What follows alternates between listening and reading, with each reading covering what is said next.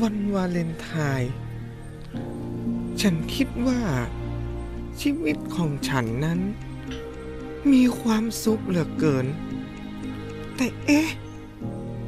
กู้ฉันก็บ่มีเฮ้ยแต่มาเป็นอย่างหรอก